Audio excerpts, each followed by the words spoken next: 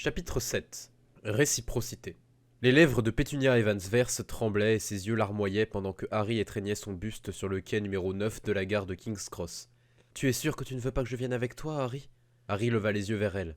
Il jeta un coup d'œil à son père, Michael Evans-Verse, qui avait un air de dur mais fier typique, puis à nouveau à sa mère, qui avait l'air d'avoir plutôt perdu son quant à soi. « Maman, je sais que tu n'aimes pas beaucoup le monde magique. Tu n'es pas obligée de venir. Vraiment pas. » Pétunia grimaça. « Harry, tu ne devrais pas t'en faire pour moi. Je suis ta mère, et si tu as besoin que quelqu'un soit avec toi... Maman, je serai seule à Poudlard pendant des mois et des mois. Si je n'arrive pas à gérer un quai seul, mieux vaut l'apprendre plus tôt que plus tard, et pouvoir encore tout annuler. » Il baissa le volume de sa voix jusqu'à atteindre celui d'un murmure. « Et puis, maman, ils m'aiment tous là-bas. Si j'ai le moindre problème, tout ce que j'aurai à faire, c'est d'enlever mon bandeau. » Harry tapota le bandeau de sport qui recouvrait sa cicatrice. « Et j'aurai alors beaucoup plus d'aide que je ne pourrais en désirer. » « Oh Harry, murmura Pétunia. Elle s'agenouilla et le serra fort dans ses bras, face à lui, leurs joues l'une contre l'autre. Harry pouvait sentir sa respiration saccadée, puis il entendit un sanglot s'échapper de ses lèvres, étouffé et masqué, mais présent. « Oh Harry, je t'aime, souviens-toi toujours de ça. » C'est comme si elle avait peur de ne plus jamais me revoir. La pensée surgit brutalement dans la tête de Harry. Il savait que la pensée était vraie, mais il ne savait pas pourquoi maman avait si peur. Il essaya de deviner. « Maman,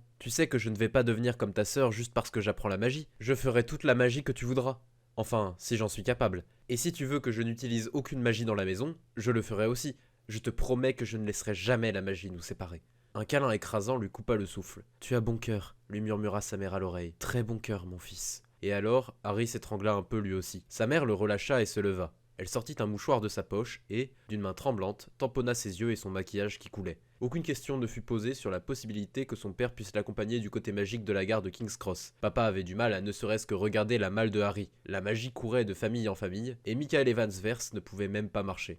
Au lieu de ça, son père s'éclaircit la gorge. « Bonne chance à l'école, Harry, dit-il. Penses-tu que j'ai acheté assez de livres ?» Harry avait expliqué à son père qu'il pensait que c'était sa chance de faire quelque chose de vraiment révolutionnaire et d'important. Et le professeur Verse Evans avait hoché la tête et avait annulé son emploi du temps très chargé pour 2 jours pleins, afin d'organiser le plus grand raid de librairie d'occasion jamais fait, qui avait couvert 4 villes et produit 30 boîtes de livres scientifiques attendant à présent à l'étage caverne de la malle de Harry. La plupart des livres s'étaient vendus pour 1 livre ou 2, mais certains s'étaient vendus pour certainement plus que ça, comme le tout dernier manuel de chimie et physique, ou l'ensemble complet de l'Encyclopædia Britannica 1972. Son père avait essayé d'empêcher Harry de voir les prix, mais il avait estimé que son père avait dépensé au moins 1000 livres. Harry avait dit à son père qu'il le rembourserait dès qu'il aurait appris à convertir l'or des sorciers en argent moldu, et son père lui avait dit d'aller se jeter dans un lac. Puis son père lui avait demandé « Penses-tu que j'ai acheté assez de livres ?» La réponse que papa attendait était très claire. Bizarrement, la gorge de Harry était enrouée. « On ne peut jamais avoir assez de livres, » dit-il, récitant la devise de la famille Verse, et son père s'agenouilla et lui donna un câlin bref mais résolu. « Mais tu as certainement essayé, » dit Harry, et il se sentit s'étrangler à nouveau. C'était un très bon essai. Son père se redressa. « Alors, dit-il, vois-tu un quai 9 3/4 ? La gare de King's Cross était énorme et bondée. Les murs et le sol couverts d'ordinaires carreaux couleur terre. Plein de gens ordinaires se dépêchant vers leurs affaires ordinaires et ayant des conversations ordinaires qui généraient beaucoup de bruit ordinaire. La gare de King's Cross avait un quai numéro 9 sur lequel il se tenait, et un quai 10 juste à côté. Mais il n'y avait absolument rien entre le quai numéro 9 et le quai numéro 10, mis à part un mince mur écran peu prometteur. Une immense ouverture en direction du ciel laissait entrer plus qu'assez de clarté pour illuminer l'absence totale de quoi que ce soit entre le quai 9 et le quai 10. Harry regarda autour de lui sans ciller, jusqu'à ce que ses yeux pleurent, pensant « Allez, vue de mage! Allez, vue de mage !» Mais absolument rien ne lui apparut. Il pensa à sortir sa baguette et à l'agiter, mais McGonagall l'avait mis en garde contre l'usage de sa baguette. Et puis, s'il y avait une nouvelle douche d'étincelles multicolores, cela pourrait les mener à une arrestation pour allumage de feux d'artifice dans une gare. Et encore, cela partait du principe que sa baguette ne déciderait pas de faire autre chose, comme, par exemple, de faire exploser King's Cross. Harry n'avait que survolé ses livres scolaires, et ça avait été un survol des plus étranges, dans un effort rapide destiné à déterminer quel genre de livre scientifique il devrait acheter durant les 48 heures suivantes. Eh bien, il avait... Harry jeta un coup d'œil à sa montre. 1 heure entière pour trouver une solution, puisqu'il était censé être à bord du train à 11 heures. Peut-être que c'était l'équivalent d'un test de QI et que les enfants stupides ne pouvaient pas devenir sorciers. Et le temps supplémentaire que vous vous octroyiez déterminait si vous étiez consciencieux, ce qui était le second facteur le plus important de la réussite scolaire. « Je trouverai un moyen, » dit Harry à ses parents qui attendaient. « C'est probablement une espèce de test. » Le père de Harry grimaça. « Et c'est peut-être de chercher des traces de pas au sol menant à un endroit absurde. »« Papa !» dit Harry. « Arrête ça, je n'ai même pas encore essayé de trouver la solution tout seul. » En plus, c'était une très bonne suggestion, ce qui était pire. Désolé, s'excusa son père. Ah, dit la mère de Harry. Je ne pense pas qu'il ferait ça à un étudiant, si. Tu es sûr que le professeur McGonagall ne t'a rien dit? Peut-être qu'elle était distraite, dit Harry sans vraiment réfléchir. Harry, sifflèrent son père et sa mère à l'unisson. Qu'as-tu fait? Harry avala sa salive. Écoutez, on n'a pas le temps pour ça. Harry! Je suis sérieux, on n'a pas le temps maintenant, parce que c'est vraiment une longue histoire et que je dois trouver comment aller à l'école. La mère de Harry se plaquait une main sur le visage. C'était grave à quel point. Je ne peux pas vous en parler pour des raisons de sécurité nationale. À peu près à moitié aussi grave que l'incident du projet à la foire scientifique. Harry, Oh, regardez, il y a des gens avec une chouette. Je vais leur demander comment aller sur le quai. Et Harry courut loin de ses parents, vers une famille aux flamboyants cheveux roux, sa malle ondulant automatiquement derrière lui. Une femme dodu leva les yeux vers lui alors qu'il s'approchait. Bonjour, mon cher. Première fois à Poudlard. Ron est nouveau lui aussi. Et elle se figea. Elle le dévisagea très attentivement. Harry Potter? 4 garçons et une fille aux cheveux roux et une chouette pivotèrent et se figèrent sur place eux aussi. Oh non, mais franchement, protesta Harry. Il avait prévu de se faire appeler Monsieur Verse au moins jusqu'à Poudlard. J'ai acheté un bandeau et tout, comment savez-vous qui je suis? Oui, dit le père de Harry, arrivant derrière lui en longues enjambées faciles. Comment savez-vous qui il est? Sa voix comportait une note d'effroi. Ta photo était dans les journaux? Dit un des deux vrais jumeaux. Harry? Papa, c'est pas ce que tu crois, c'est parce que j'ai vaincu le Seigneur des Ténèbres, tu sais qui, quand j'avais 1 an. Quoi? Maman peut t'expliquer. Quoi? Ah, Michael, très cher. Il y a certaines choses avec lesquelles j'ai pensé qu'il serait mieux de ne pas t'embêter jusqu'à maintenant. Excusez-moi, dit Harry à la famille rousse dont tous les membres le fixaient, mais ce serait plutôt extrêmement utile si vous pouviez me dire comment je peux me rendre sur le quai 9 3/4 tout de suite. Ah, dit la femme. Elle leva une baguette et pointa en direction du mur entre les quais. Marche juste tout droit vers la barrière entre les quais 9 et 10. Ne t'arrête pas et n'aie pas peur de t'écraser dedans. C'est très important. Mieux vaut y aller au petit trot si tu es nerveux. Et quoi que tu fasses, ne pense pas à un éléphant. George, ignore-le, cher Harry. Il n'y a aucune raison de ne pas penser à un éléphant. Je suis Fred, maman, pas George. Merci, dit Harry, et il partit en courant vers la barrière. Attendez une minute, ça ne marcherait pas sauf s'il y croyait? C'était dans les moments comme cela que Harry haïssait le fait que son cerveau fonctionne assez vite pour se rendre compte qu'il se trouvait dans une situation où le doute raisonnant s'appliquait. C'est-à-dire que s'il avait commencé par penser qu'il traverserait la barrière, alors tout se serait bien passé. Mais maintenant, il était inquiet de ne pas assez croire au fait qu'il traverserait la barrière, ce qui voulait dire qu'il était vraiment inquiet de s'écraser dessus. Harry, reviens ici, j'attends des explications. C'était son père. Harry ferma les yeux et ignora tout ce qu'il savait au sujet de ses croyances justifiées et essaya juste de croire très fort qu'il allait passer la barrière et les sons l'entourant changèrent. Harry ouvrit les yeux et s'arrêta net. Il se sentait vaguement sale d'avoir fait un effort délibéré pour croire en quelque chose. Il se tenait sur un quai illuminé, à l'air libre, à côté d'un unique train gigantesque, long de 14 voitures, précédé par une immense locomotive à vapeur en métal écarlate avec une cheminée qui promettait mort à la qualité de l'air. Le quai était déjà légèrement bondé, bien que Harry eût une bonne heure d'avance, et des douzaines d'enfants ainsi que leurs parents fourmillaient autour des bancs, des tables et de divers camelots et vendeurs. Il était inutile de mentionner qu'il n'y avait pas d'endroit comme celui-ci à la gare de King's Cross, ni d'espace pour l'y cacher. Ok, donc soit A. Je me suis téléporté dans un tout autre lieu. B. Ils savent plier l'espace comme ce n'est pas permis. Ou C. Ils ignorent simplement les règles. Il y avait un son de glissement derrière lui, et Harry se retourna pour confirmer que sa malle l'avait bien suivi sur ses petites tentacules griffus.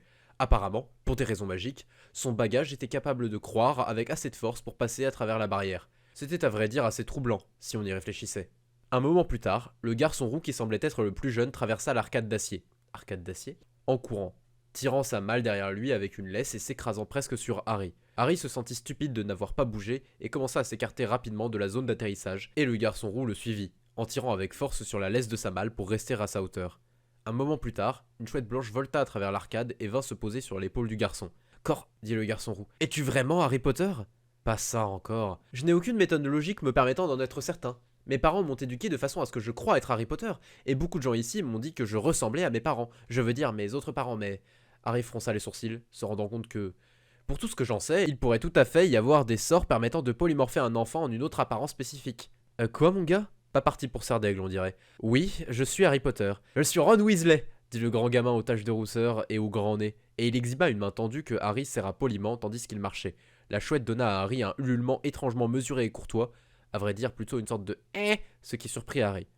C'est alors que Harry se rendit compte de la possibilité d'une catastrophe imminente et élabora un moyen de l'empêcher. « Juste un instant, dit-il à Ron, et il ouvrit l'un des tiroirs de sa malle, celui qui, s'il se souvenait bien, était pour les vêtements d'hiver. C'était le cas, et il trouva sous son manteau d'hiver l'écharpe la plus légère en sa possession. Harry enleva son bandeau, et tout aussi rapidement déplia l'écharpe et l'enroula autour de son visage. Ça lui donnait un peu chaud, particulièrement en été, mais Harry pourrait survivre. Puis il ferma le tiroir, contenant maintenant son bandeau inutile, bien qu'il n'appartienne pas vraiment à ce compartiment, et tira un autre tiroir dont il extirpa ses robes noires de sorcier, qu'il se fourra par-dessus la tête puisqu'il était maintenant hors du territoire moldu. Voilà, dit Harry, satisfait.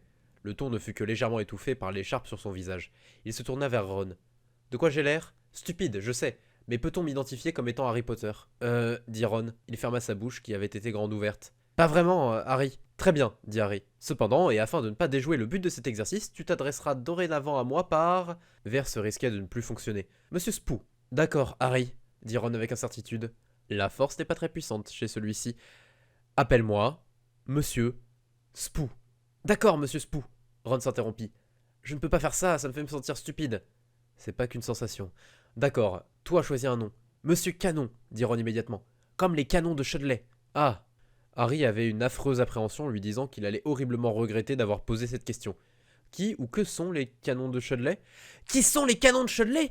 Une des meilleures équipes de toute l'histoire du Quidditch. Bien sûr, ils ont fini dernier de la Ligue de l'année dernière, mais... Qu'est-ce que le Quidditch? Poser cette question fut aussi une erreur. Donc laisse-moi résumer, dit Harry, lorsqu'il sembla que l'explication de Ron, associée de mains gestes, s'épuisait. Attraper le vif vaut 150 points. Ouais. Combien de buts à 10 points marque-t-on généralement sans compter le vif? Peut-être 15 ou 20 dans les parties professionnelles? C'est juste stupide. Ça viole toutes les règles possibles de la conception de jeu. Écoute, le reste de ce jeu a l'air plus ou moins sensé, grosso modo, pour un sport en tout cas. Mais tu es en train de me dire qu'attraper le vif écrase presque tout autre écart de points? Les deux attrapeurs sont là à voler dans les airs à la recherche du vif et n'interagissent généralement avec personne. Repérer le vif en premier sera généralement une affaire de chance. C'est pas de la chance, protesta Ron. Tu dois garder tes yeux en mouvement avec la bonne technique. Ce n'est pas interactif, il n'y a pas de va-et-vient avec l'autre joueur. Et puis à quel point est-ce amusant de regarder quelqu'un d'incroyablement doué pour bouger ses yeux. Au bout d'un moment, l'attrapeur qui a un coup de chance se précipite, il attrape le vif et rend tout le travail des autres inutile. C'est comme si quelqu'un avait pris un vrai jeu et y avait greffé ce poste supplémentaire inutile, juste pour que quelqu'un puisse être le joueur le plus important, sans vraiment avoir besoin de participer ni apprendre le reste du jeu. Qui était le premier attrapeur? Le fils idiot du roi qui voulait jouer au Quidditch, mais ne pouvait pas comprendre les règles. En fait, maintenant que Harry réfléchissait, ça semblait être une hypothèse étonnamment bonne. Mettez-le sur un balai et dites-lui d'attraper le truc brillant. Le visage de Ron se renfrogna. Si t'aimes pas le Quidditch, tu n'as pas à t'en moquer. Si on ne peut pas critiquer, on ne peut pas améliorer. Je suggère des façons d'améliorer le jeu, et c'est très simple, virer le vif. Ils vont pas changer le jeu juste parce que tu leur dis de le faire. Je suis le survivant, tu sais, les gens m'écouteront. Et peut-être que si j'arrive à les persuader de changer le jeu à Poudlard, l'innovation se répandra. Un air d'horreur absolue se répandait sur le visage de Ron. Mais, si tu enlèves le vif, comment qui que ce soit saura que le jeu est fini? Acheter une horloge. Ce serait beaucoup plus équitable que d'avoir des parties se terminant parfois au bout de 10 minutes, parfois pas après plusieurs heures, et l'organisation serait aussi beaucoup plus prévisible pour les spectateurs. Harry soupira. Oh, arrête de me donner cet air d'horreur absolue. Je vais probablement pas vraiment prendre le temps de détruire cette chose pathétique que vous appelez sport national et de le rebâtir plus fort et plus intelligent, à mon image. J'ai des choses beaucoup plus importantes dont je dois me préoccuper. Harry eut l'air pensif. Mais cela dit, ça ne prendrait pas beaucoup de temps d'écrire les 95 thèses de la réforme sans vif et de les clouer sur la porte d'une église.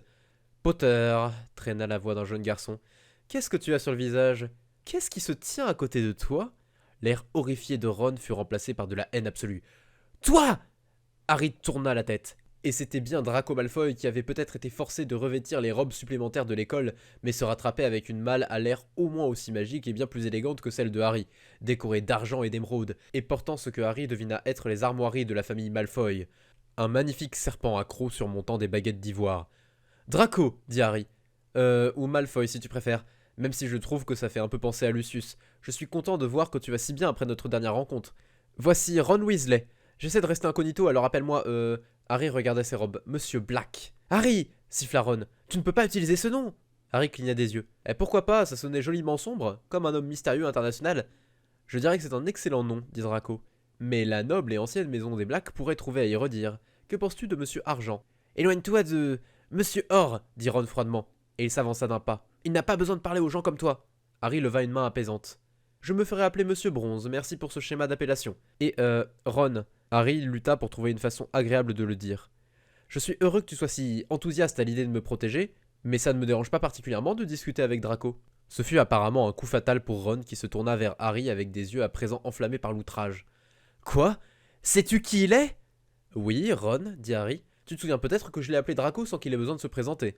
Puis ses yeux s'éclairèrent lorsqu'il vit la chouette blanche posée sur l'épaule de Ron. Oh, qu'est-ce que c'est que ça? Dit Draco avec un second ricanement plein de malveillance. Où est le fameux rat de la famille Weasley? Enterré dans le jardin, dit Ron froidement. Oh, comme c'est triste, pote. Ah, monsieur Bronze. Je devrais mentionner qu'il est couramment accepté que la famille Weasley jouit de la meilleure histoire d'animal de compagnie jamais entendue. Voudrais-tu la raconter, Weasley? Le visage de Ron se contorsionna. Tu ne trouverais pas ça drôle si ça arrivait à ta famille. Oh, ronronna Draco, mais ça n'arriverait jamais aux Malfoy. Les mains de Ron devinrent des poings. C'est assez, dit Harry, mettant autant d'autorité tranquille dans sa voix qu'il en était capable. Il était certain que, quel qu'en soit le contenu, c'était un souvenir douloureux pour le garçon roux. Si Ron ne veut pas en parler, il n'est pas obligé, et je te demanderai de ne pas en parler non plus. Draco jeta un regard surpris à Harry, et Ron acquiesça. C'est ça, Harry. Je veux dire, monsieur Bronze, tu vois le genre de personne qu'il l'est maintenant? Dis-lui de s'en aller. Harry compta mentalement jusqu'à 10, ce qui fut pour lui un rapide 1, 2, 3, 4, 5, 6, 7, 8, 9, 10, vieille habitude conservée depuis l'âge de 5 ans où sa mère lui avait pour la première fois donné l'instruction de le faire, et Harry s'était dit que sa façon à lui était plus rapide et tout aussi efficace. Ron, dit Harry calmement, je ne vais pas lui dire de s'en aller, il peut me parler s'il le veut. Eh ben j'ai pas l'intention de traîner avec quelqu'un qui traîne avec Draco Malfoy, annonça Ron froidement. Harry haussa les épaules. Ça te regarde. Je ne compte pas laisser qui que ce soit me dire avec qui je peux et ne peux pas traîner. Et il chantait silencieusement. Va-t'en s'il te plaît, va-t'en s'il te plaît. Sous le coup de la surprise, le visage de Ron se vida de toute expression, comme s'il s'était vraiment attendu à ce que sa réplique fasse effet. Puis il fit demi-tour, tira la laisse de son bagage et partit précipitamment du quai.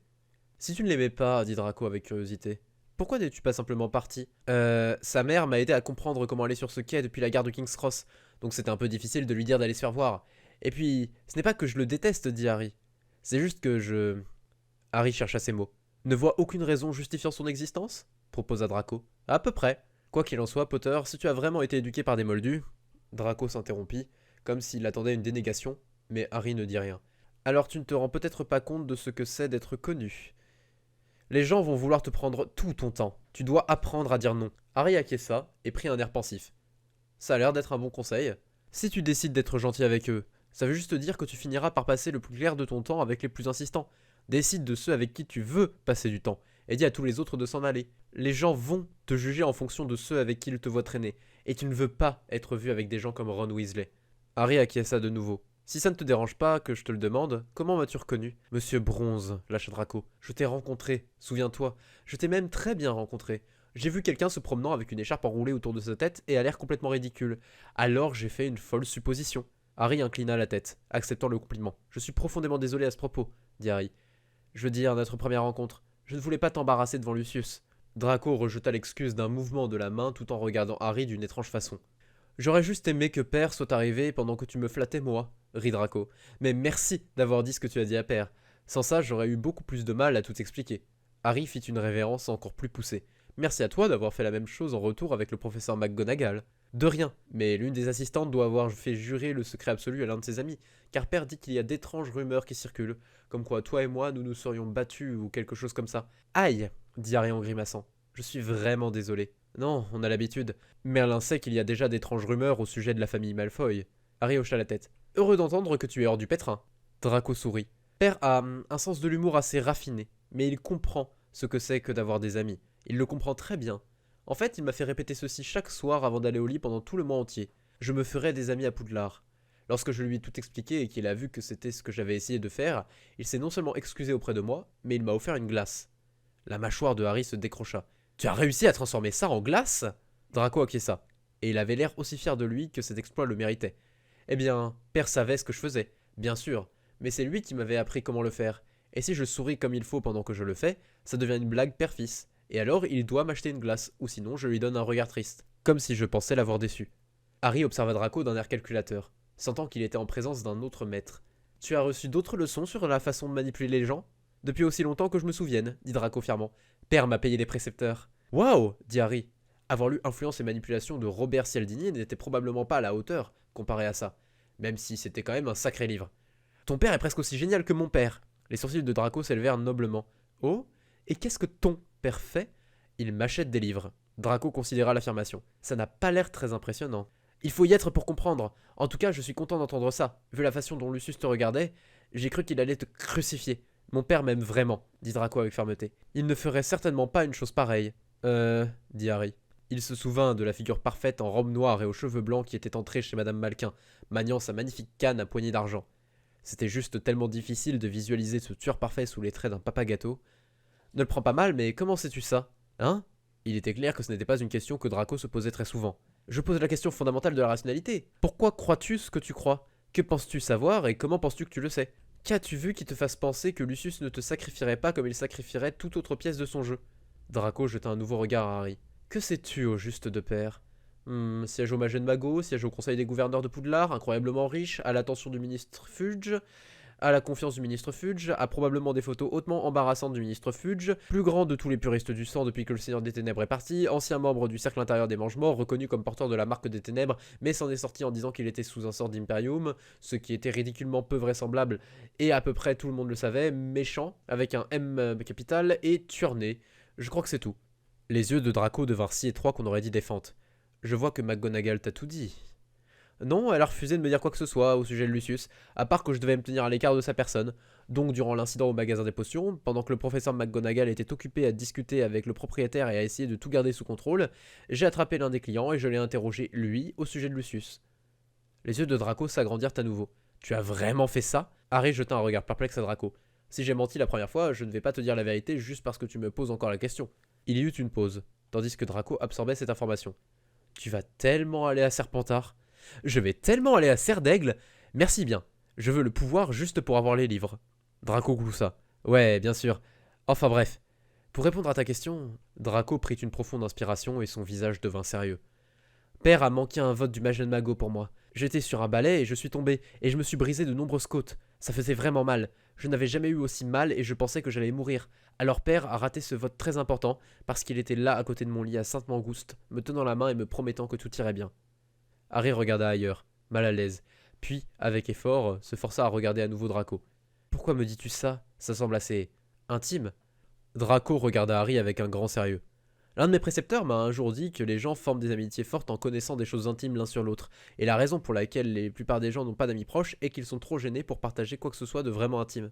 Draco ouvrit ses paumes d'un air invitant. À ton tour? Harry observa que savoir que l'expression pleine d'espoir de Draco lui avait été instillée par des mois de pratique ne la rendait pas moins efficace. En fait, si, ça la rendait moins efficace, mais malheureusement pas sans effet. On pouvait dire la même chose au sujet de la façon intelligente dont Draco poussait à la réciprocité, en offrant un cadeau non sollicité, une technique que Harry avait découverte dans ses livres de psychologie sociale. Une expérience avait montré qu'un cadeau inconditionnel de 5$ était 2 fois plus efficace qu'une offre conditionnelle de 50$ à pousser les gens à répondre à des questionnaires. Draco avait fait cadeau d'une confidence non sollicitée à Harry, et il l'invitait maintenant à offrir une confidence en retour. Et le truc, c'était que Harry se sentait poussé à le faire. À refus, Harry en était certain, se heurterait à un regard triste, déçu, et peut-être une petite quantité de mépris, indiquant que Harry avait perdu des points. Draco, dit Harry, il faut que tu saches que je sais exactement ce que tu es en train de faire. Mes livres appellent ça la réciprocité, et ils parlent du fait qu'il a été prouvé que, pour obtenir de quelqu'un qu'il fasse quelque chose, il était 2 fois plus efficace de simplement lui donner 2 mornies que de lui en promettre 20. Harry laissa sa phrase en suspens. Draco avait l'air triste et déçu. Ce n'était pas censé être un piège, Harry. C'était une véritable technique pour devenir ami. Harry leva une main. Je n'ai pas dit que je n'allais pas répondre. J'ai juste besoin de temps pour choisir quelque chose d'intime mais d'inoffensif. Disons juste que... Je voulais que tu saches qu'on ne peut pas me brusquer à faire quelque chose. Un moment de réflexion permettait de désamorcer de nombreuses techniques de conformisation, une fois que vous saviez les reconnaître. Très bien, dit Draco. J'attendrai pendant que tu trouves quelque chose. Oh, et s'il te plaît, enlève ton écharpe pendant que tu me le dis. Simple, mais efficace. Harry ne pouvait s'empêcher de remarquer à quel point, comparé à Draco, il avait été maladroit, embarrassé et sans grâce dans ses tentatives de résister à la manipulation, de sauver la face, de frimer. J'ai besoin de ces précepteurs. Très bien, dit Harry après un moment. Voilà mon histoire. Il jeta un coup d'œil aux alentours, puis enroula l'écharpe autrement autour de son visage, dévoilant tout sauf la cicatrice. Il semble que tu puisses vraiment compter sur ton père. Je veux dire, si tu lui parles sérieusement, il va toujours t'écouter et te prendre au sérieux. Draco hocha la tête. Parfois, dit Harry, et il avala sa salive, c'était étonnamment difficile, mais c'était censé l'être. Parfois, je souhaite que papa soit plus comme le tien. Les yeux de Harry fuirent ceux de Draco, plus ou moins automatiquement, et Harry se força à le regarder à nouveau. Puis Harry fut frappé par l'énormité de ce qu'il venait de dire, et il ajouta hâtivement. Non pas que je souhaite que mon papa soit un instrument de mort parfait comme Lucius, je voulais juste dire que je voudrais qu'il me prenne au sérieux. Je comprends, dit Draco avec un sourire. Et voilà, maintenant, il semble qu'on s'est un peu rapproché du statut d'ami. Non? Harry hocha la tête. Ouais, en effet. Sans vouloir t'offenser, je pense que je vais remettre mon déguisement. Je ne veux vraiment pas avoir à gérer. Je comprends. Harry enroula à nouveau l'écharpe tout autour de son visage. Mon père prend tous ses alliés au sérieux, dit Draco. C'est pourquoi il a beaucoup d'alliés. Tu devrais peut-être le rencontrer. J'y penserai, dit Harry d'une voix neutre. Il secoua la tête avec incrédulité. Alors comme ça, tu es vraiment son seul point faible. Maintenant, Draco jetait un regard vraiment bizarre à Harry. Tu veux aller boire quelque chose ou trouver un endroit où nous asseoir? Harry se rendit compte qu'il était resté debout au même endroit trop longtemps et s'étira, essayant de faire craquer son dos. Certainement. Le quai commençait maintenant à se remplir, mais il restait une zone plus tranquille du côté le plus éloigné de la locomotive à vapeur rouge. Sur le chemin, ils croisèrent un vendeur, un homme chauve, mais barbu, avec un petit chariot portant des journaux et des bandes dessinées ainsi que des canettes verts néon empilées. Le vendeur, à vrai dire, était penché en arrière et buvait depuis l'une des canettes vert néon, au moment même où il repéra l'élégant et raffiné Draco Malfoy s'approcher aux côtés d'un garçon mystérieux à l'air incroyablement stupide, avec une écharpe enroulée autour de la tête. Ce qui poussa le vendeur à subir une quinte de toux soudaine au milieu d'une gorgée et à faire dégouliner une grande quantité de liquide vert néon sur sa barbe. Excusez-moi, dit Harry, mais qu'est-ce que c'est que ça exactement? De l'hilarité, dit le vendeur. Si vous en buvez, quelque chose de surprenant aura lieu et ça vous fera renverser du thé sur vous ou sur quelqu'un d'autre. Mais il est enchanté pour se dissiper quelques secondes plus tard. La tache sur sa barbe disparaissait en effet déjà. Que c'est drôle, dit Draco. Que c'est bien drôle. Venez, monsieur Bronze, allons trouver un autre. Attends, dit Harry. Oh allez, c'est juste puéril. Non, Draco, je suis navré. Je dois étudier ça. Qu'est-ce qui se passe si je bois de l'hilarité tout en faisant de mon mieux pour garder la conversation complètement sérieuse? Le vendeur sourit et haussa les épaules avec un air mystérieux. Qui sait, vous verrez un ami passer par là dans un costume de grenouille. Quelque chose d'amusant et d'inattendu aura lieu, d'une façon ou d'une autre. Non, je suis navré, je n'y crois pas. Ça viole ma suspension de l'incrédulité, déjà abusée, de tant de façons que je n'ai même pas les mots pour le décrire. Il est juste hors de question qu'une satanée boisson puisse manipuler la réalité pour produire des situations comiques, où je vais abandonner et prendre ma retraite aux Bahamas. Draco grogna. Allons-nous vraiment faire ça? 5 noises de la canette, dit le vendeur. 5 noises? Vous pouvez vendre des sodas manipulateurs de réalité à 5 noises la canette? Harry mit la main dans sa bourse, dit 4 mornilles, 4 noises et les abattit sur le comptoir. 2 douzaines de canettes, s'il vous plaît. J'en prendrai une aussi, soupira Draco, et il commença à tendre la main vers ses poches. Harry secoua rapidement la tête. Non, c'est pour moi. Et ça ne compte pas comme une faveur non plus. Je veux voir si ça marche sur toi aussi. Il jeta une canette à Draco et commença à nourrir sa bourse, dont l'ouverture élargissante mangea les canettes, accompagnant l'opération de petits bruits de roue, ce qui ne restaura pas vraiment la foi de Harry dans le fait qu'un jour il trouverait une explication raisonnable à tout ça. 22 € plus tard, Harry avait la dernière canette achetée dans sa main, Draco le regardait, dans l'expectative, et ils décapsulèrent leur canette au même instant. Harry souleva son écharpe pour exposer sa bouche, et ils penchèrent leur tête en arrière et burent l'hilarité. Étrangement, ça avait un goût vert néon, extra pétillant, et plus citronné que du citron. Rien ne se passa. Harry regarda le vendeur qui les regardait avec bienveillance. Très bien. Si ce type vient de profiter d'un accident pour me vendre 24 canettes de soda vert, je vais applaudir son esprit d'entrepreneuriat et ensuite je le tuerai. Ça n'arrive pas toujours immédiatement, dit le vendeur, mais ça aura lieu une fois par canette, garantie ou remboursée. Harry prit une autre longue gorgée. Une fois de plus, rien ne se passa. Peut-être que je devrais juste boire la chose aussi vite que possible et espérer que mon estomac n'explose pas avec tout ce dioxyde de carbone, ou que je ne rote pas pendant que je bois. Non, il pouvait se permettre d'être un peu patient. Mais honnêtement, Harry ne voyait pas comment ça allait fonctionner. Vous ne pouviez pas vous approcher de quelqu'un et lui dire « Maintenant je vais vous surprendre » ou « Maintenant je vais vous dire la fin d'une blague et ça va être vraiment drôle ». Ça détruirait l'impact du choc. Dans l'état de préparation mentale de Harry, Lucius Malfoy aurait pu passer devant eux habillé en ballerine que ça ne l'aurait pas fait s'étouffer. Quelle sorte de manigance tarée l'univers allait-il cracher cette fois? Bon, asseyons-nous, dit Harry. Il se prépara à prendre une nouvelle gorgée et regarda en direction des bancs plus loin. Ce qui le mit exactement au bon angle pour rabattre son regard et voir la portion de l'étal du vendeur consacrée à un journal nommé Le Chicaneur qui portait le gros titre suivant. Draco Malfoy tombe enceinte du survivant. Non, dit Draco, alors que du liquide vert fluo a été pulvérisé depuis Harry jusqu'à sa personne. Draco se tourna vers Harry, les yeux en feu, et il serra sa canette. Fils de sang de bourbe, voyons comment tu aimes qu'on te crache dessus. Draco prit délibérément une lampée alors que ses yeux tombaient sur le gros titre. Par réflexe, Harry essaya de protéger son visage alors que le spray de liquide volait dans sa direction. Malheureusement, il bloqua en utilisant la main qui contenait l'hilarité, en voyant le reste du liquide vert éclabousser son épaule. Harry regarda la canette dans sa main, tout en s'étouffant et en postillonnant, et la couleur verte commença à disparaître des robes de Draco. Puis il leva à nouveau les yeux et fixa le gros titre du journal. Draco Malfoy tombe enceinte du survivant. Les lèvres de Harry s'ouvrirent et dirent b, b, b, b. Trop d'objections à la fois, c'était ça le problème. Chaque fois que Harry essayait de dire « Mais nous n'avons que 11 ans », l'objection « Mais les hommes ne peuvent pas tomber enceintes » exigeait la priorité et se faisait ensuite rouler dessus par « Mais il n'y a rien entre nous, vraiment ?» Puis Harry regarda à nouveau sa canette. Il ressentait un profond désir de courir en criant à s'en vider les poumons jusqu'à ce qu'il tombe enfin à cause du manque d'oxygène, et la seule chose qui l'empêchait de faire ça était qu'il avait lu un jour que la panique complète était la marque d'un problème scientifique vraiment important. Harry grogna, jeta violemment la canette dans une poubelle proche et revint rôder près du vendeur. Un exemplaire du chicaneur, s'il vous plaît. Il paya 4 noises de plus, récupéra une nouvelle canette d'hilarité dans sa bourse, puis rôda vers la zone de pique-nique où Draco fixait sa propre canette de soda avec une expression de franche admiration. Je retire ce que j'ai dit Draco. C'était plutôt sympa. Hé Draco, tu sais ce qui est encore mieux pour devenir ami qu'échanger des secrets? Commettre un meurtre. J'ai un précepteur qui dit ça, accorda Draco. Il passa sa main sous ses robes et se gratta d'un mouvement simple et naturel. Qui as-tu en tête? Harry abattit le chicaneur sur la table de pique-nique. Celui qui a inventé cette manchette. Draco grogna.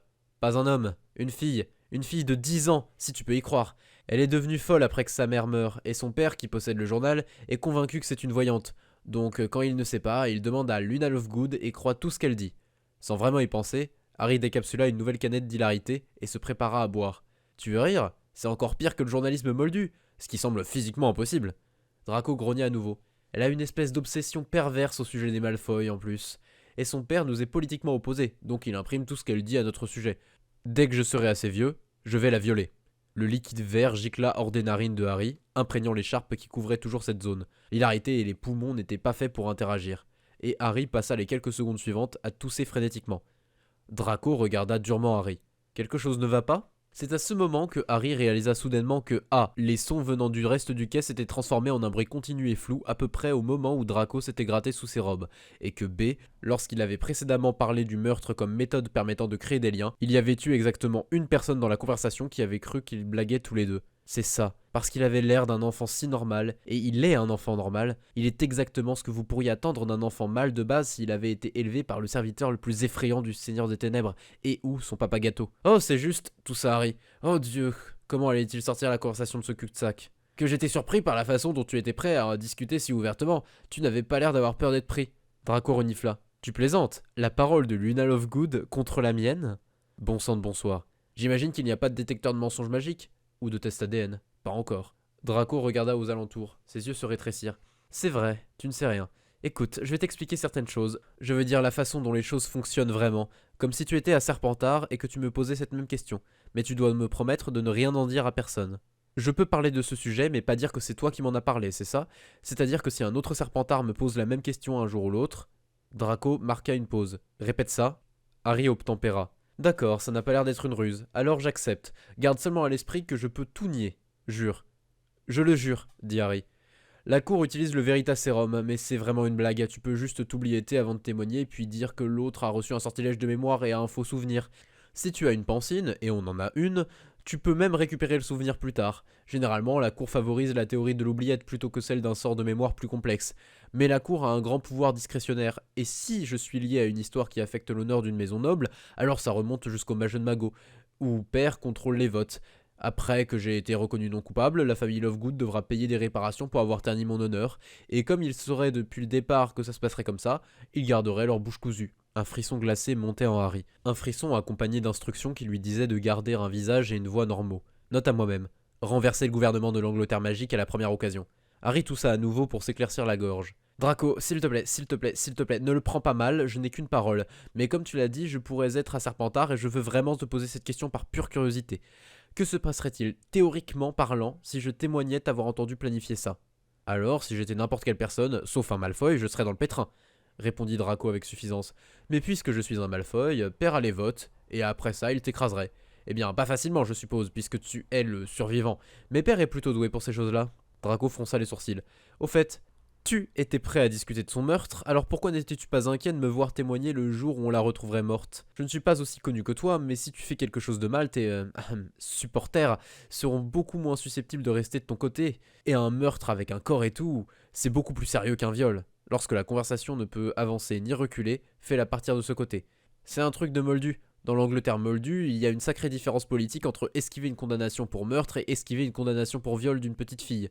Vraiment? Bizarre. Pourquoi le meurtre n'est-il pas pire? Donc ça veut dire que si c'est toi qui la violes, ça rend la chose exceptionnelle de ton point de vue? Parce que je te laisserai la première place avec plaisir si c'est le cas. Mec, imagine Lovegood l'allumer essayant de prétendre qu'elle a été violée par Draco Malfoy et par le survivant. Même Dumbledore ne la croirait pas. Heureusement que Harry ne buvait pas d'hilarité à ce moment précis. Comment ma journée a-t-elle pu déraper à ce point? L'esprit de Harry faisait des calculs désespérés et trouva un autre moyen de décaler la conversation. À vrai dire, je préférerais que tu te tiennes à l'écart pour un moment. Après avoir découvert que cette manchette provenait d'une fille d'1 an, ma cadette, je ne pensais plus vraiment au meurtre ni au viol. Hein? Dis-moi donc, dit Draco, et il commença à boire une autre lampée de son hilarité. Harry ne savait pas si l'enchantement fonctionnait plus d'une fois par cadette, mais il savait qu'il pouvait éviter la responsabilité de ce qui allait se produire s'il choisissait parfaitement un moment. Je pensais, un jour, je vais épouser cette femme. Draco fit un horrible bruit d'éclaboussure et laissa couler du fluide vert par les coins de sa bouche comme un radiateur de voiture cassée. Mais t'es dingue? Bien au contraire, je suis tellement sain d'esprit que ça brûle comme de la glace. Draco gloussa d'un bruit aigu et juvénile. Tu as des goûts encore plus bizarres que ceux d'un Lestrange. Mais tu pourrais quand même la violer. Elle est probablement assez folle pour aimer ça et j'ai entendu dire que beaucoup de mariages commençaient comme ça. Et sinon, tu pourrais toujours lui jeter oubliette et recommencer la semaine suivante. Je vais désassembler tes pathétiques restes magiques du Moyen-Âge en des pièces plus petites que les atomes qui les constituent. Ça t'embêterait de me laisser me soucier de ça? Si tu considérais sérieusement l'idée de la violer, je pourrais toujours te devoir une faveur. Draco agita la main. Non, c'est cadeau. Harry regarda la canette dans sa main, la froideur s'installant dans son sang, charmant, heureux, généreux, dans ses faveurs à ses amis. Draco n'était pas un psychopathe. C'était la partie triste et terrible. Connaître assez de la psychologie humaine pour savoir que Draco n'était pas un monstre. Il y avait eu 10 000 sociétés durant le cours de l'histoire du monde où cette conversation aurait pu avoir lieu. Non. Le monde aurait été certainement très différent s'il y avait eu besoin d'un mutant maléfique pour dire ce que Draco avait dit. C'était très simple, très humain. C'était ce qu'il se passait par défaut en l'absence d'intervention extérieure. Pour Draco, ses ennemis n'étaient pas des gens. Et dans le temps ralenti de ce pays ralenti, ici et là, comme dans les ténèbres avant l'aurore qui avait précédé l'âge de la raison, le fils d'un noble suffisamment puissant pouvait tenir pour acquis qu'il était au-dessus de la loi. Du moins, quand il s'agissait d'un petit viol par-ci par-là. Il y avait des endroits en terre moldue où les choses fonctionnaient encore de cette façon, des pays où ce genre de noblesse existait encore et pensait encore cela, et d'autres terres encore plus sinistres où ce n'était pas réservé à la noblesse. C'était ainsi dans tous les temps et dans tous les lieux, qui ne descendaient pas directement des Lumières. Une descendance qui, semblait-il, n'incluait pas l'Angleterre magique, puisqu'ici les seules contaminations interculturelles avaient été des choses comme des canettes de soda. Et si Draco ne change pas d'avis sur son envie de vengeance et que je ne gâche pas ma chance d'être heureux dans la vie en épousant une pauvre fille folle, alors tout ce que j'ai fait, c'est de gagner du temps. Et pas beaucoup. Pour une fille. Pas pour toutes. Je me demande à quel point ce serait difficile de faire une liste des plus grands puristes du sang et de les tuer. C'était exactement ce qu'ils avaient essayé lors de la Révolution française, plus ou moins. Faire une liste de tous les ennemis du progrès et enlever tout ce qui était au-dessus du coup. Et ça n'avait pas très bien marché, du peu que s'en souvenait Harry.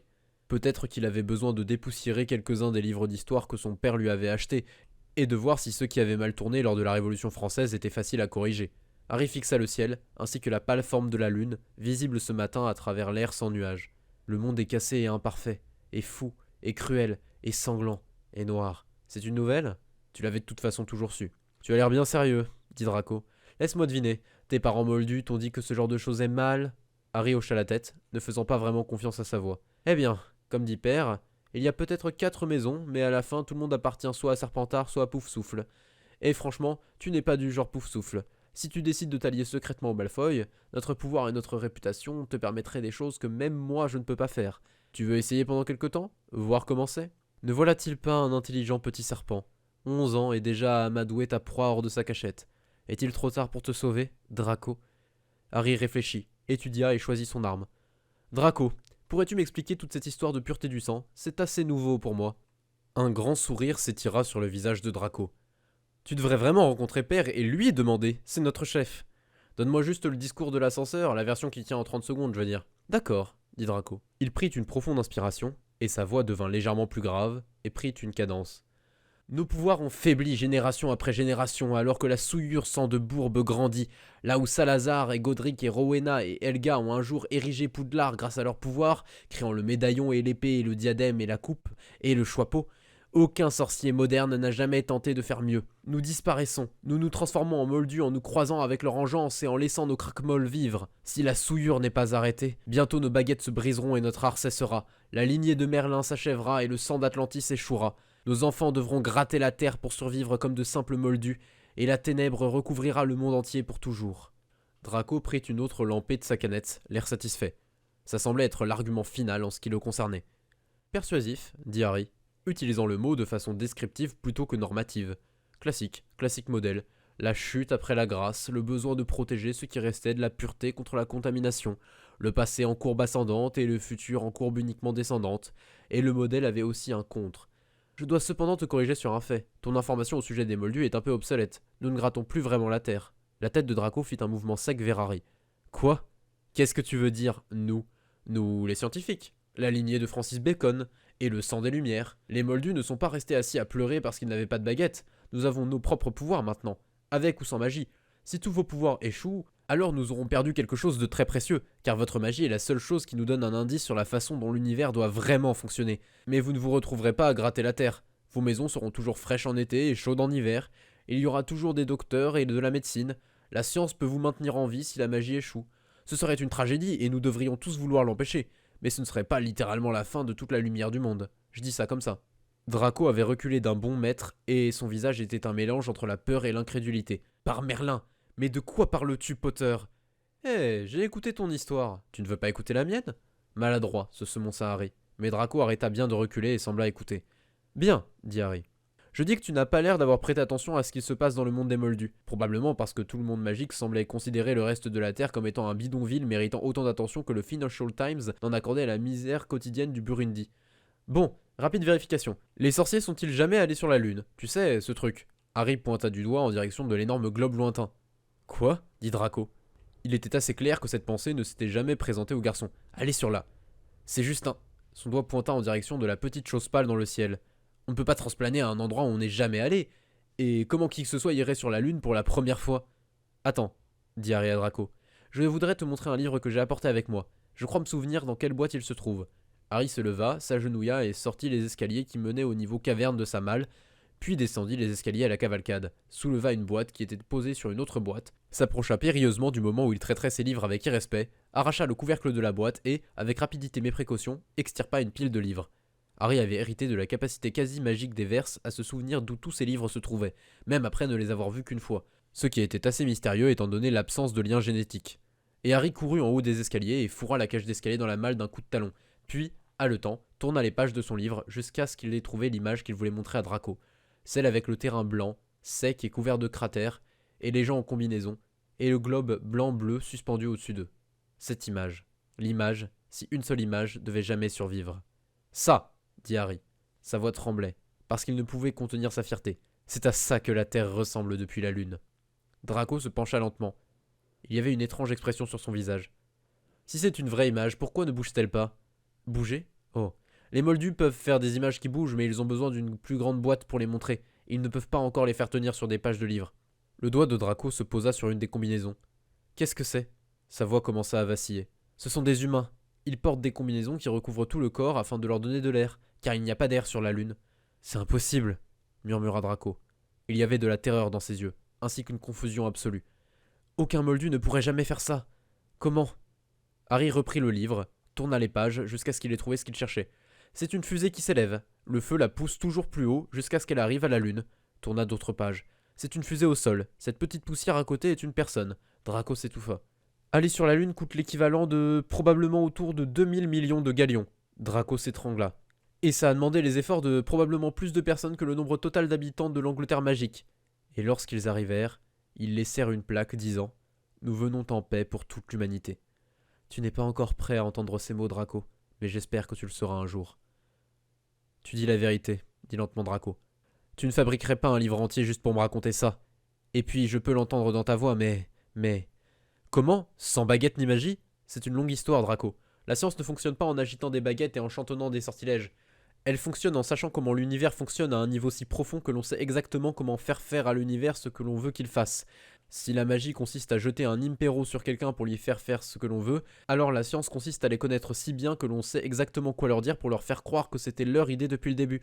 C'est beaucoup plus difficile que d'agiter une baguette, mais ça marche là où les baguettes échouent. Exactement comme si l'impéro échouait, on pourrait toujours essayer de persuader la personne. Et la science se construit de génération en génération. Il faut vraiment savoir ce que l'on fait quand on fait de la science. Et quand on comprend vraiment quelque chose, on peut l'expliquer à quelqu'un d'autre. Les plus grands scientifiques du siècle dernier, les plus grands noms qu'on prononce avec révérence aujourd'hui encore, leurs pouvoirs ne sont rien comparés aux plus grands scientifiques d'aujourd'hui. Il n'y a pas d'équivalent scientifique aux arts perdus qui ont érigé Poudlard. Les pouvoirs de la science ne font que croître d'année en année. et nous commençons à comprendre et à démêler les secrets de la vie et de l'hérédité. Nous serons capables d'observer le sang dont tu as parlé, et de voir ce qui fait de toi un sorcier. Et dans 1 ou 2 générations, nous pourrons aussi persuader ce sang de faire de vos enfants de puissants sorciers. Donc, tu vois, ton problème n'est pas aussi grave qu'il en a l'air, parce que dans quelques décennies, la science pourra le résoudre pour toi. Mais, dit Draco, sa voix tremblait, si les Moldus ont ce genre de pouvoir, alors que sommes-nous? Non, Draco, tu n'y es pas. Ne vois-tu pas? La science exploite le pouvoir de la compréhension humaine pour observer le monde et comprendre comment il fonctionne. Elle ne peut échouer sans que l'humanité n'échoue. Tu haïrais voir ta magie s'éteindre, mais tu serais toujours toi. Tu serais toujours là pour regretter. Puisque la science se repose sur mon intelligence humaine, c'est le pouvoir qui ne peut m'être enlevé sans m'enlever moi. Même si les lois de l'univers changent, que tout mon savoir devient nul et non avenu, je n'aurai qu'à découvrir les nouvelles lois, comme ça a été fait auparavant. Ce n'est pas propre aux Moldus, c'est propre aux humains. Ça ne fait qu'affiner le pouvoir que tu utilises à chaque fois que tu regardes quelque chose que tu ne comprends pas et que tu te demandes pourquoi. Tu es un serpentard, Draco. Ne vois-tu pas l'implication? Draco leva les yeux du livre et regarda Harry. Son visage exhibait une compréhension naissante. Les sorciers peuvent apprendre à utiliser ce pouvoir. Et maintenant, précautionneusement, l'appât est placé. Maintenant, l'hameçon. Si tu peux te voir comme un humain plutôt que comme un sorcier, alors tu peux entraîner et affiner tes pouvoirs d'humain. Et si cette consigne n'était pas dans tous les curriculums scientifiques, Draco n'avait pas besoin de le savoir, n'est-ce pas? Les yeux de Draco semblaient profondément pensifs. As-tu déjà fait ça? Jusqu'à un certain point, accorda Harry. Ma formation n'est pas complète, pas à 11 ans, mais mon père m'a aussi offert des précepteurs, vois-tu. D'accord, c'était des étudiants en doctorat affamés, et c'était parce que Harry avait un cycle de sommeil de 26 heures. Qu'est-ce que le professeur McGonagall allait faire à ce sujet? Mais laissons cela de côté pour le moment. Lentement, Draco hocha la tête. Penses-tu que tu peux maîtriser les 2 arts, ajouter leur pouvoir et... Draco fixa Harry. Devenir le seigneur des 2 mondes? Harry eut un rire maléfique. À ce point de la conversation, ça semblait venir naturellement. Draco, il faut que tu te rendes compte que l'intégralité du monde que tu connais, toute l'Angleterre magique n'est qu'une case d'un plateau de jeu bien plus grand. Le plateau de jeu inclut des endroits comme la lune et les étoiles dans le ciel nocturne, qui sont des lumières comme le soleil, seulement inimaginablement plus lointaines. Et d'autres choses comme des galaxies, qui sont considérablement plus immenses que la Terre et le Soleil, des choses si grandes que seuls les scientifiques peuvent les voir, et que tu ne sais même pas qu'elles existent. Mais je suis vraiment un cerf d'aigle, tu sais.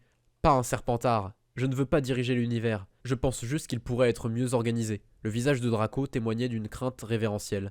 Pourquoi me dis-tu ça? Oh, il n'y a pas beaucoup de gens qui savent faire de la vraie science, comprendre quelque chose pour la première fois, même si ça les rend incroyablement confus. Ça m'aiderait d'avoir de l'aide. Draco fixa Harry, la bouche ouverte. Mais ne t'y trompe pas, Draco. La vraie science n'est pas comme de la magie. Tu ne peux pas la pratiquer et t'en aller inchangé, comme quand tu apprends les mots d'un nouveau sort. Le pouvoir a un prix si élevé que la plupart des gens refusent de le payer. Draco hocha la tête, comme si finalement il entendait quelque chose qu'il pouvait comprendre. À quel prix? Apprendre à admettre qu'on a tort. Dit Draco après que la pause dramatique se soit étirée pendant quelques instants. Tu vas expliquer ça? En essayant de comprendre comment quelque chose fonctionne à un niveau aussi profond, les 99 premières explications auxquelles tu vas arriver seront fausses. La 100e sera juste. Tu dois donc apprendre à admettre que tu as tort, encore, et encore, et encore. Ça n'a pas l'air d'être grand-chose, mais c'est si difficile que la plupart des gens ne peuvent pas pratiquer la science correctement. Toujours se remettre en question. Toujours jeter un nouveau regard aux choses qu'on avait toujours considérées comme acquises, comme d'avoir un vif dans le Quidditch. Et chaque fois que tu changes d'avis, tu changes qui tu es. Mais je mets la charrue avant les bœufs, bien avant les bœufs. Je veux juste que tu saches que je t'offre de partager un peu de mon savoir, si tu le veux. Il y a juste une condition. Oh oh, dit Draco. Tu sais que père dit que quand quelqu'un te dit ça, ce n'est jamais, jamais bon signe? Harry acquiesça. Maintenant, ne te méprends pas en t'imaginant que j'essaie d'ériger une barrière entre toi et ton père. Ce n'est pas ce dont il s'agit. C'est juste que je veux pouvoir avoir affaire à quelqu'un de mon âge, plutôt que ce soit une histoire entre moi et Lucius. Je pense que ton père serait d'accord avec ça. Il sait que tu dois grandir un jour, mais tes coups dans ta partie doivent être les tiens. C'est ma condition, que j'ai affaire à toi, Draco, pas à ton père. Assez, dit Draco. Il se leva. Beaucoup trop d'un coup. Je dois y aller et réfléchir à tout ça, sans parler du fait qu'il est grand temps de monter dans le train. Prends ton temps, dit Harry. Souviens-toi juste que ce n'est pas une offre exclusive, même si tu l'acceptes. La vraie science nécessite parfois plus d'une personne. Les sons du quai gagnèrent en netteté alors que Draco s'éloignait. Harry regarda la montre à son poignet, un simple modèle mécanique que son père lui avait acheté dans l'espoir qu'elle continue de fonctionner en présence de magie.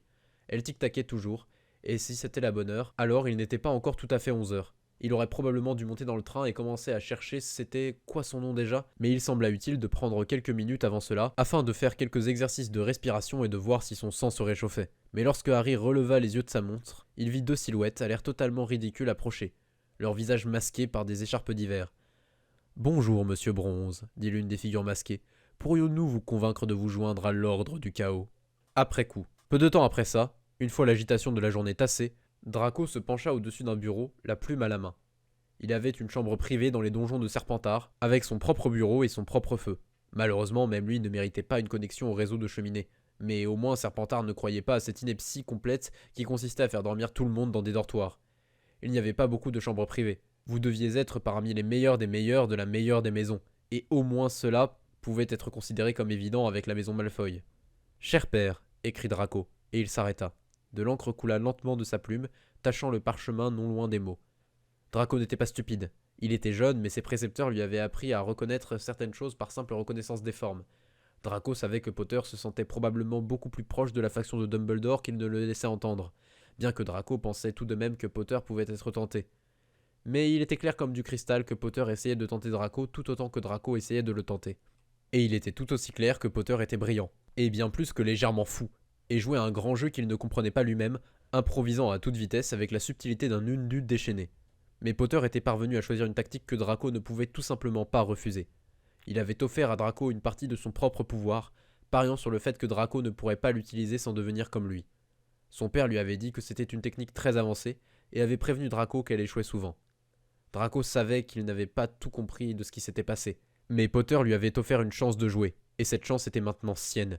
Et s'il crachait tout maintenant, ça deviendrait la chance de son père. C'était aussi simple que ça, au final. Les techniques moindres nécessitaient l'ignorance de la cible, ou du moins leur incertitude. La flatterie devait être déguisée en admiration de façon plausible. Tu aurais dû aller à Serpentard était un vieux classique, très efficace sur un type de personne qui ne s'y attendait généralement pas, et si ça fonctionnait, vous pouviez le réutiliser. Mais lorsqu'on trouvait le levier ultime d'une personne, ça n'avait plus d'importance qu'ils savent que vous saviez. Potter, dans sa folle précipitation, avait deviné l'une des clés de l'âme de Draco. Et si Draco savait que Potter le savait, même si ça avait été plutôt évident, ça ne changeait rien. Donc cette fois, pour la première fois de sa vie, il y avait là un message que son père comprendrait, car ils avaient joué au jeu des subtilités bien plus d'une fois. Draco écrit la seule question qu'il avait vraiment rongée dans toute cette affaire, la partie qu'il, il le pensait, aurait dû comprendre, mais qu'il ne comprenait pas, pas du tout. Cher père, suppose que je te dise que j'ai rencontré un étudiant à Poudlard, pas encore membre de notre cercle de connaissances, qui t'a appelé un instrument de mort parfait et a dit que j'étais ton seul point faible. Qu'aurais-tu à dire sur lui? Il fallut peu de temps pour qu'une chouette apporte la réponse à Draco. Mon fils bien-aimé, je dirais que tu as eu la chance de rencontrer quelqu'un qui savoure les confidences intimes de Severus Rogue, notre ami et allié de valeur. Draco fixa la lettre pendant un moment, et la jeta finalement dans le feu.